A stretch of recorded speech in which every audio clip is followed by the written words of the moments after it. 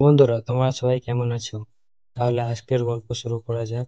আজকের গল্পের নাম হচ্ছে ভৌতিক গল্প কালো মহলের পিত্তরানী। জঙ্গলের ভিতরে লুকিয়ে আছে এক ভাঙাচোরা প্রাসাদ মানে রাজ্য, যেটাকে সবাই বলে কালো মহল। এক সময় সেখানে থাকতো এক রাজা, যার স্ত্রীকে সন্দেহের বশে জীবন্ত দেওয়ালের মধ্যে পুঁতে দেওয়া হয়েছিল। তার আতঙ্কিত চিৎকারে প্রাসাদ মানে মহারাজ্যে কেঁপে উঠেছিল, আর সেই থেকেই মহলটা অভিশপ্ত হয়ে যায়। লোকেরা বলে মধ্যরাতে কালো মহল থেকে মৃদু সঙ্গীত শোনা যায়, অথচ ভেতরে কেউ থাকে না।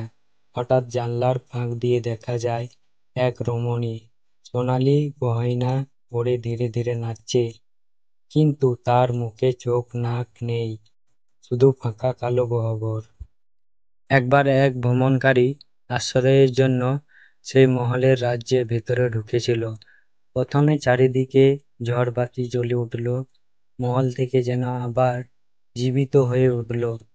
সঙ্গীতই ছড়িয়ে পড়ল, আর পিতরানী তার সামনে এসে নাচতে শুরু করলো সে ভ্রমণকারীর কাছে। ভ্রমণকারী মুগ্ধ হয়ে তাকিয়েছিল সে মেয়েটির দিকে, কিন্তু হঠাৎ রমণীর মুখটা খুলে যায়। অদ্ভুত, অন্তরে শুধু অন্ধকার আর হাহাকার। মুহূর্তের মধ্যে চারপাশে অন্ধকার ঢেকে গেল, আর ভ্রমণকারী আর কখনো বাইরে ফিরল না। আজও রাতের বেলা যদি কেউ কালো মহলের কাছে যায়, দূর থেকে নাচের ধ্বনি ভেসে ওঠে আসে।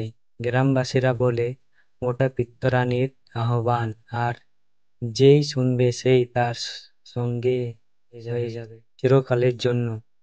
বন্ধুরা, এই ছিল আমাদের ভৌতিক গল্প। কেমন লাগলো অবশ্যই কমেন্টে জানাও।